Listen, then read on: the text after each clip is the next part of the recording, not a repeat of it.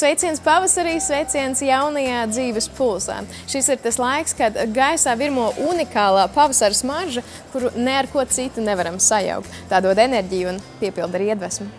Un muzikāli, kā arī mākslinieciski iedvesmojoši ir mūsu šī raidījuma viešņa. Viņa dzieda, viņa raksta dziesmu vārdus un viņa ļoti augstu novērtē labu kafiju. Tā ir Elizabete Vētra, grupas Franko Franko soliste. Kā rodas dziesmas un kāda bija pirmā pieredze uz skatuves, pastāstīs Elizabete. Noskaidrosim, vai viņai ir zaļie pirkstiņi un dosimies arī ceļojumā uz gardi smaržojošo kafijas grauzdētavu Rocket Bean Roasterī, kuras stāstu Elizabete nodod tiem, kuri kafijas noslēpums vēl tikai apgūst.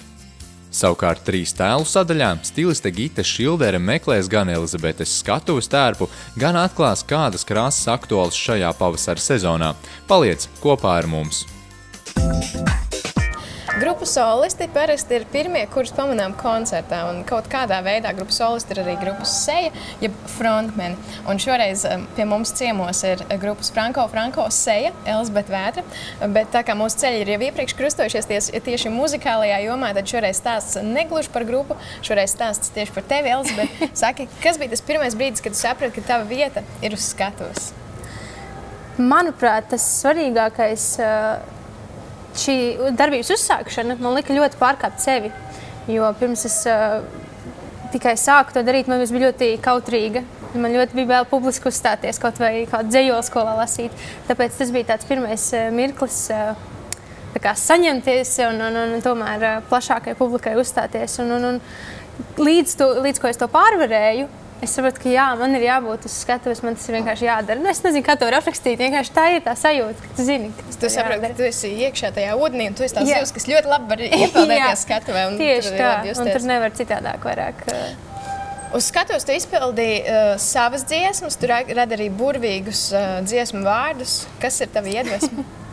Man ir dažādas iedvesmas īstenībā. Sākot ar tādām parastākām kā daba, draugi.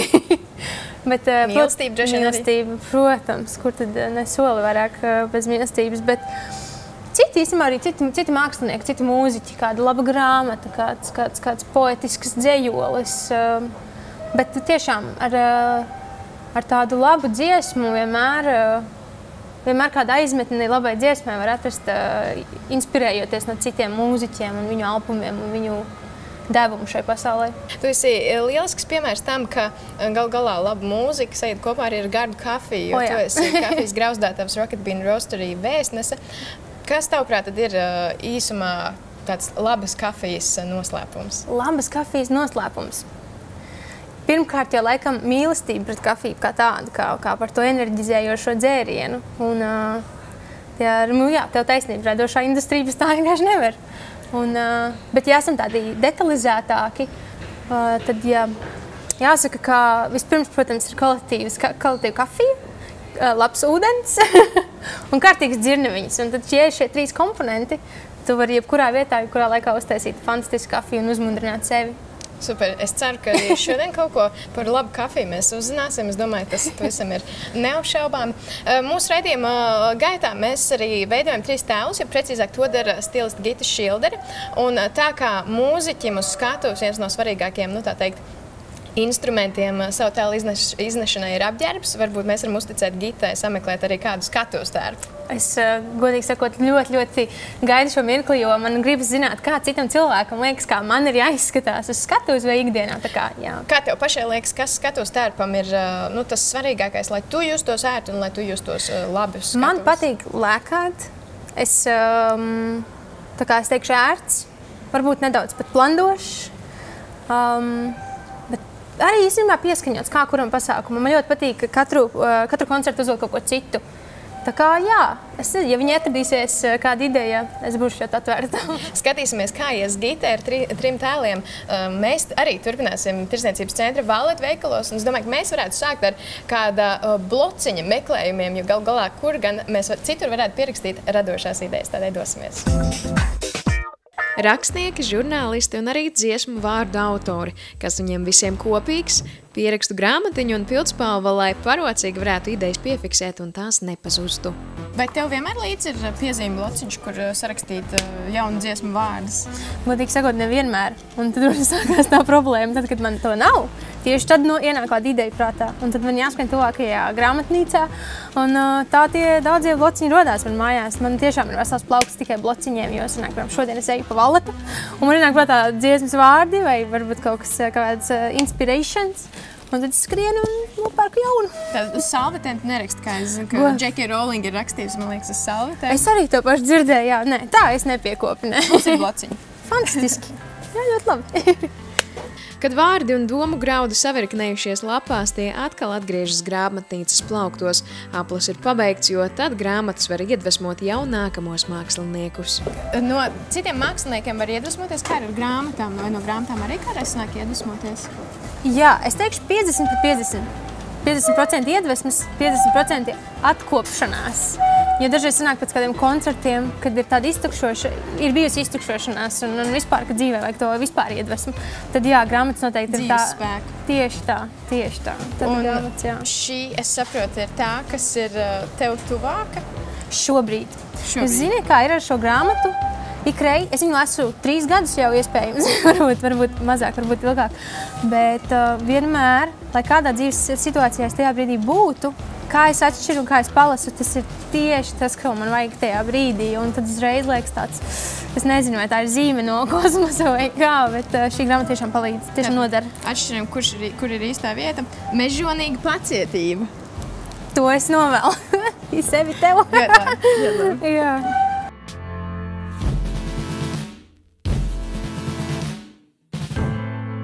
Un noteikti varam gūt iedvesmu arī no pavasara, kas virmo gaisā. Tas nāk ar plaukstošiem pumpuriem, ar ziediem un pavisam citu svaigu enerģiju, kuru mājās varam ienest ar kādu augu podiņā. Kā tev sokas ar turēšanu? Jo es zinu, ka ir cilvēki ar zaļajiem pirkstiņiem, zaļiem īkšķīšiem. Man liekas, ka bija arī īkšķīšiem. Jā. Un es katrā ziņā noteikti neesmu tas cilvēks. Jā. Kā ir tev vai puķis draudzējas ar tev? Man šķiet, ka varbūt es pats sev to piedēvējis, varbūt tā arī ir. Man ir, es pat teiktu, es nezinu, jāstājās kaut kādos anonīmajos ziedu vācējos, jo man ir tendence, šobrīd tā gan ir mazāka, bet man tiešām bija kāda laika tendence, ikreiz, kad es iegāju lielveikalā, ziniet, lielveikalos arī pārdodās puķis un tā. Un, ja es redzu kādu nonīkušu, novārgušu, izkaltušu, es ņēmu viņus mājām, un tad man mājās bija miljons puķis. Tad, protams, pēc tam es viņus atdzīvinu, atkopju, un tad es dāvinu tālāk. Tā kā es pieļauju, ka varbūt kaut kādi zaļie pirkstiņi tur ir. Zaļie īkšķīši, tātad noskaidrots. Tev ir. Jā.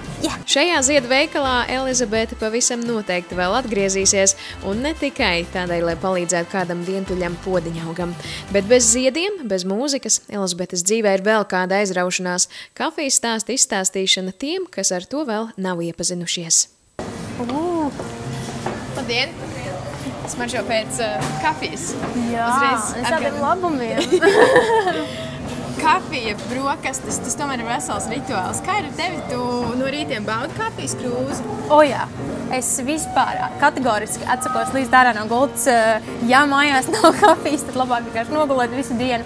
Bet tieši tā, es nezinu, varētu būt, ka tāpēc arī manā dzīvē kafija spēlē tik augstu lomu. Tāpēc es pati mīlu to baudīt un uztveru kā tiešām enerģizējošu dzērienu. Un kā ir ar tēju? To labāk atstāt uz vakara pusi? Nomierinošās tējas, jā, noteikti. Bet zini kā, es uztveru tējas kā tiešām tādu organismu attīrīšanu, tādu bagātināšanu. Tāpēc ikreiz, kad es jūtos varbūt apslimusi vai vienkārši, nav garstāvoklis, es tiešām sataisu kārtīgi tējas krūzi. Piemēram, vakardienas mielojos ar tādu piparmētru karstu, cik vien var iedzert. Tāda relaksācija man tēja ir, jā. Vai tev labāk patīk zaļās tējas vai augļu tējas? Zini, tiešām pēc garstāvokļa. Ir dažreiz gribās to augļu tēju, varbūt, es nezinu, ar kādu desertu, piemēram, šiem desertiem tās tik labi iet kopā.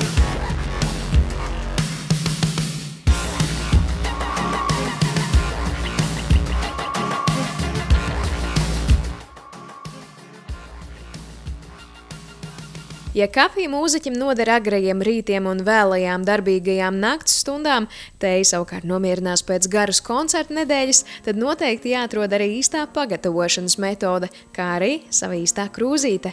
Podiņš ļoti parocīgā izmērā, lai paņemtu principā visur līdzi, ne tikai mūziķis to var izdarīt. Viņš nodara kafijas gatavošanai? Jā, un ne tikai īstenībā. Arī tējas pagatavošanai, bet iesaku tādā gadījumā iegādāties divus. Viens būs tējai un viens būs kafijai. Šis saucās French Press. Un tas tika patentēts, sanāk, 1900. gadu sākumā Itālijā. Tā kā tas varbūt, tā kā es varu teikt, ir cēlies no Itālijas. Un jā, ļoti... French press, nevis Itāļu Jā, press. bet īstenībā tiešām es nebiju par to aizdomājusies. Tiešām. Nu, lūk, un tad ļoti vienkārši mēs varam pagatavot kafiju, iebierot biezumus, ielejot ūdeni un vienkārši pagaidīt attiecīgā receptē tās minūtiņas un vienkārši nospiest un baudīt uzreiz kafiju. Bez biezumiem. Bez biezumiem, jā. Noteikti sanāk, Jā, ka šī šeit tiešām parocīgi.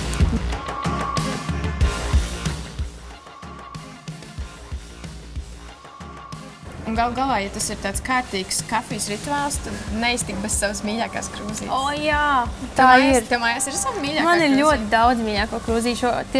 Tas ir vienkārši mana lieta, ir blociņi un krūzītes. Un arī šeit es jau redzu vairākus variantus. Piemēram, šis ir, man liekas, ideāls espresso. Te pat ir rakstīts espresso. Mazajiem šotiņiem. Jā, vai ne? Espresso šotiņiem. Un jā, šī ir fantastiska. Tā kā jā, man liekas, katram ir jābūt savai mīļākajai krūzei. Tad tā rīta kafijas malkošana un baudīšana ir trīskārši laba un izdevusies.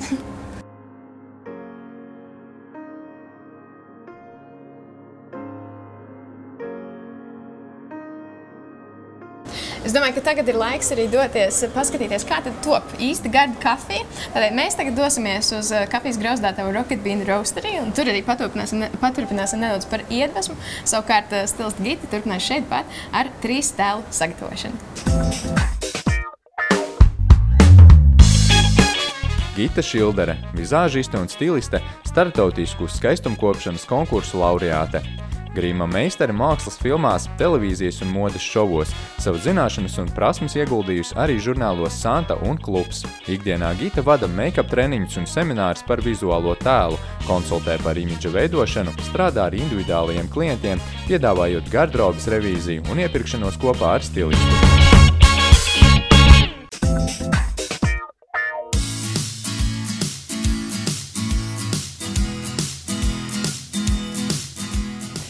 Straujiem soļiem tuvojas pavasars, un tas noteikti ir laiks, ka sievietes var pastiprināt pievērst uzmanību krāsām, komplektēt savu garderobi koši.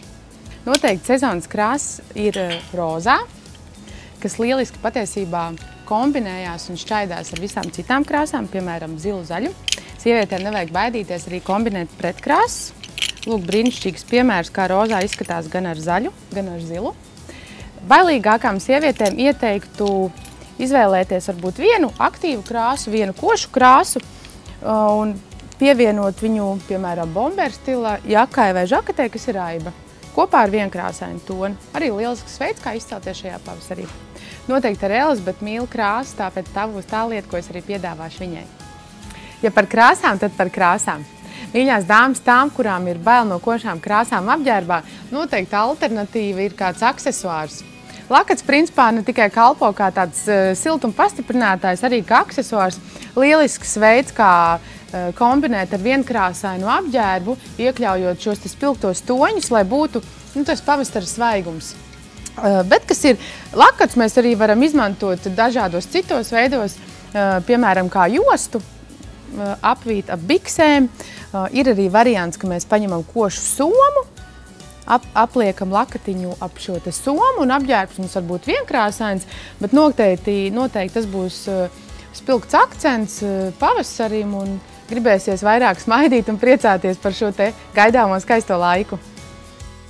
Tērpos manām košu un izteiksmīgu krāsu buķeti, bet kāda garšas un smaržas buķete jūtama kafijas grauzdātavā Rocket Bean Roastery, ielūkosimies turpinājumā.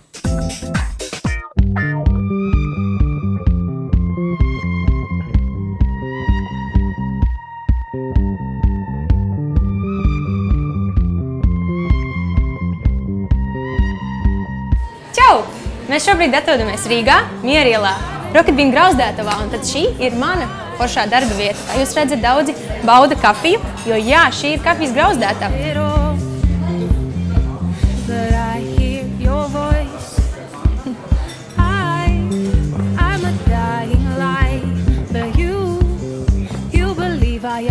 Mums ir arī fantastiska virtuve, lūk, jūs varat redzēt, kā mūsu šefpavārs plosās. Un pati galvenā lieta ir grauzdētava. Mēs ļoti mīlam kafiju. Un vēlamies arī, lai cilvēki to iemīļo. Tāpēc nāciet, es jums parādīšu, kā tā kafija top.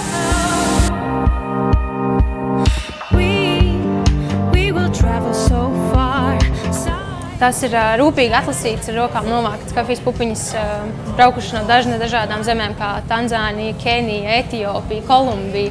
Un to pasaules garšu tu vari nobaudīt šeit, Rīgā, principā nekur tālu nebraucot. Īpašākā noteikti ir pasaules gardākā un arī viena no dārgākajām kafijām Geiša. Kāpēc tā ir tāda dārga un īpaša? Tā ir tāda cimperlīga kafija, kā es to nodefinēju, jo viņa neaug visur. Viņa aug tikai noteiktā vidē, noteiktā klimatā, bet burvīga kafija ārpēc. Ja jums kādreiz ir dzīvē iespēja to nogaršot, es tiešām iesaku. Viņa garšo pēc mango, pēc augļiem, pēc tāda vasaras, pavasara rīta, es nezinu. Es zinu, ka dīvaini izklausās, ka tā runā par kafiju, tā tur augļi, bet tā ir tiešām tā. Tas ir tā kā ar labu vīnu, kur vīns ir audzis, kādā augsnē, kādā augstumā un kādā reģionā. Tas pats ir ar kafiju, un tad attiecīgi tās garšas nianses ir ietērptas, un mēs tad ļoti cenšamies fantastiski to pagatavot, lai cilvēks var atnākt un nobaudīt.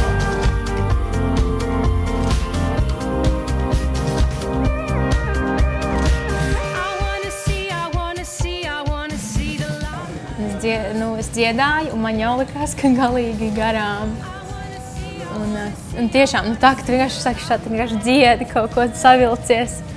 Un tā es arī vienkārši to atceros. Protams, tā nebija labākā mana performance, bet kaut kādā ziņā tas iedeva tādu azartu mēģināt pārkāpt tās savas bailes no publikas bailes, no skatuves bailes, no gaismām. Un man liekas, bāc, tu to vari mierīgi, vienkārši sāc nebaidīties.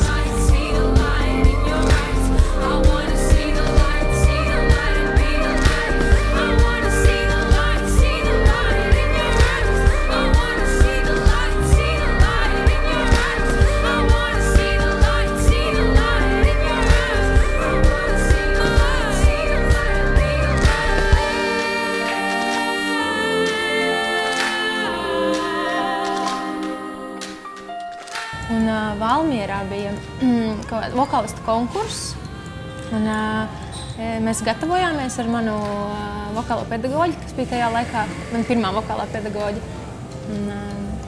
Bija jākāpjas skatuves, un bija pārbijusies.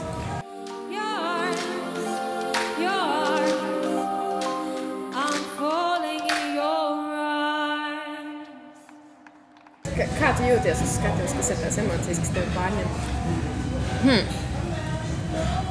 Varētu to salīdzināt ar to, ka tu pēc garas darba dienas atnāc mājās, uzvelc pidžama bikses, iekāp ērtās čībās, uztais gardu tējas krūzi un ieritinies sagās. To mājīgo sajūtu, kas tevi ieskauj, to siltumu, un tad es gaidīju to visu dienu. Tā es jūtos uz skatuves. Mājīgi, tā kā vieta, kur man ir jābūt, kā siltās čībās. Respektīvi, arī teiciens zivs, kā zivs ūdenī arī mierīgi dara. Tā tiešām ir mana vieta, un man ir prieks, ka es to salīdzinoši ātri esmu sapratusi un lieki laika netērēju, darot kaut kādas lietas, kas man nav jādara. Tevi vārdu kamoliņi, par ko viņi ir tavas dziesmas, par ko tu raksti galvenokārt? Par personisko pieredzi, protams. Tur nevar noliekt, man liekas, visas 99,9% dziesmas ir par mīlestību. Bet es rakstu pirmkārt, lai pateiktu tam konkrētam cilvēkam vai cilvēku grupai, ko es gribu pateikt, jo citādi es to nevaru, varbūt es pārāk kautrējos, vai vienkārši tas ir tāds veids, kā man izpausties. Un lai vienkārši pati savas domas noformulētu brīžiem. Dažas dziesmas vienkārši ir tā, ka es kaut ko jūtu, un es sēžu, bet kas tas ir? Kādas krāsas, kas tur iekšā dzīvo? Un tad tu vienkārši šķetini vaļā, un tev nāk, un tu, jā, tā tas ir, vismaz tā es jūtos. Ja tas tīri tāds sajūtu darbs ar sevi, neko nedrīkst paturēt sevī. Tas ir tas svarīgākais, manuprāt. Tev vienmēr, ja tev ir ko teikt, labāk pasaka nekā tur ir, jo kas zina, kas tur sanāks. Bet zini, kas ir, manuprāt, svarīgākais? cilvēkiem likt justies, ka viņi ir saprasti, respektīvi. Varbūt es esmu uzrakstījis dziesmu tev, you never know. Bet, ja ir kaut kāda cilvēku grupa, kas klausoties to dziesmu, jā, es tā jūtos, cik labi viņi to pateica, man pilnīgi tāpat liekas. Vai kaut kā, tas ir tas mans mērķis. Mans mērķis, jā, un es gribētu tiekties uz to, kad ir vairāk un vairāk cilvēks iedvesmot caur mūziku, piemēram, By the Lake dziesmu, I wanna see the light and be the light. Un tas ir tā kā, kad es esmu gaisma, un tad tu pamazām sāc dziedāt par to, ka es gribu, lai arī tu esi gaisma. Jo, man liekas, mūzikai ļoti, ļoti spēcīgs ierocis. Mēs varam, man liekas, darīt lielas lietas caur dziesmām, caur albumiem, caur video. Under the moonlight with me, baby. Under the moonlight with me. That was your favorite place to be. That was your favorite place. Open your arms to me, baby. Open your arms to me. Let me drown in your eyes so deep. It's only love we can keep, keep, keep, keep. Don't let it go, don't let it go. Don't let it go, don't let it go. Don't let it go, don't let it go. Don't let it go. I can be your work of art, and your hands will make the mark. I can be your work of art, and your hands will look.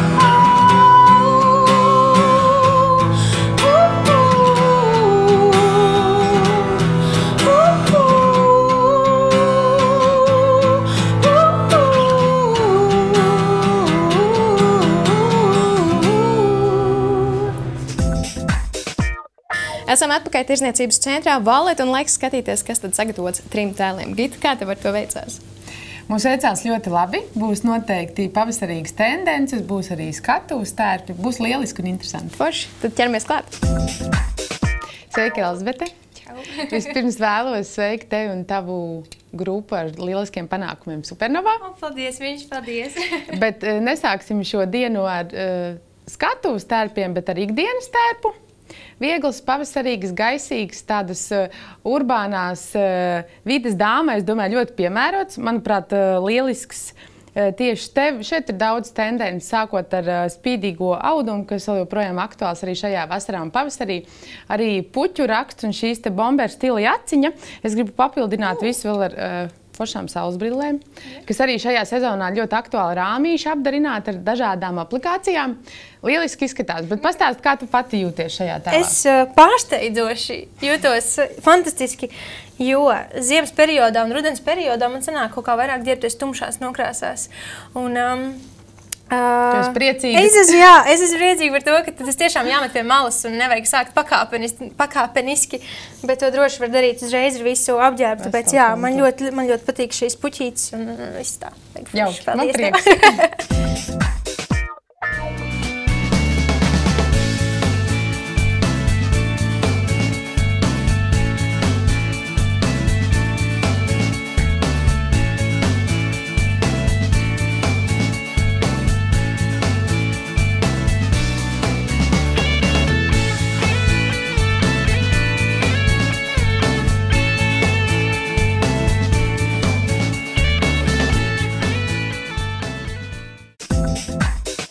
Šīs dienas otrais apģērba komplekts paredzēts ballītēm.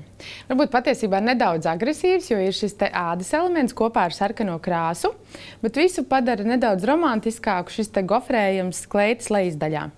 Papildināju ar tādu izteiksmīgu rotu un somiņu. Noteikti tikai vienīgi ballīšu tērps. Kā tu jūties tādā spēcīgā tērpā, nedaudz agresīvā? Agresīvi gluži vēl es nejūtos, bet varbūt, kad ballīte risināsies jau uz nobeigumu, varbūt var sākties dejas uz galdiem, varbūt ne.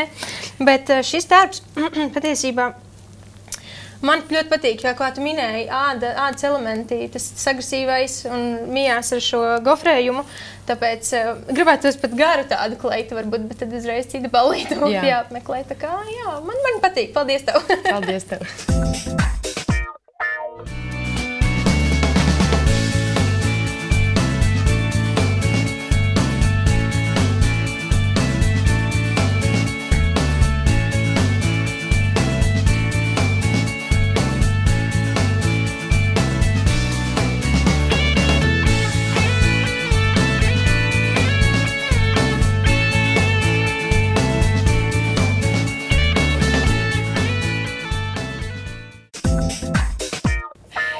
Bet šodienu beigsim ar skaistu, mierīgāku, romantiskāku tērpu kādam tavam koncertam, akustiskam koncertam, kas varētu nebūt ļoti plašai, lielai auditorijai, bet kaut kas tāds mīlīgāks un jaukāks.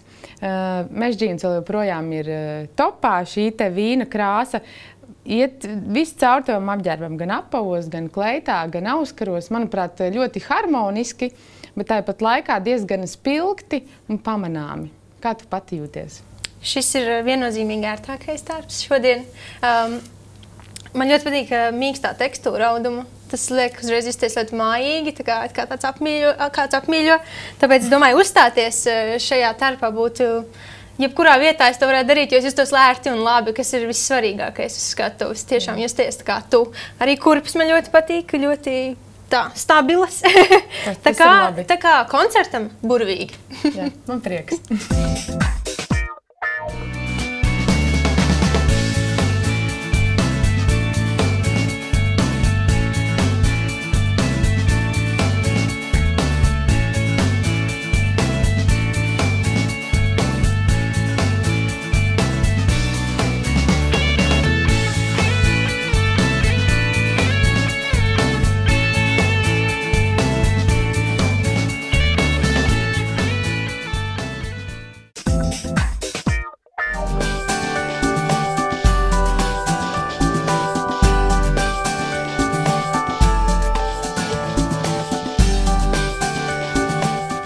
Ar šo skaisto un romantisko koncertu tērpu, es domāju, mēs arī noslēgsim šo raidījumu. Bet, Elizabete, saka, vai šis arī bija tavs mīļākais no visiem 3 tēliem? Jā, jo mana mīļākā vieta uz pasaules ir tieši uz skatuves, tāpēc arī to daru. Tāpēc šis tērps arī ir tas skaistākais, ērtākais un, es teiktu, arī noderīgākais. Ļoti skaisti. Savukārt par matu rotām, kā vienmēr parūpējas mūsu draugi Well Professionals, tādēļ dāvana tev par piedalīšanos raidījumā. Paldies! Tas nu ir skaidrs. Latvieši ir dziedātāji tauta. Viņi dzied gan dziesmu svētkos, gan citos īpašos atgadījumos. Viņi dzied priekos, bēdās un pie kafijas tāsas. Lai skaists pavasara turpinājums un jaunajā dzīves pulsā tiekamies jau pēc mēneša. Čau!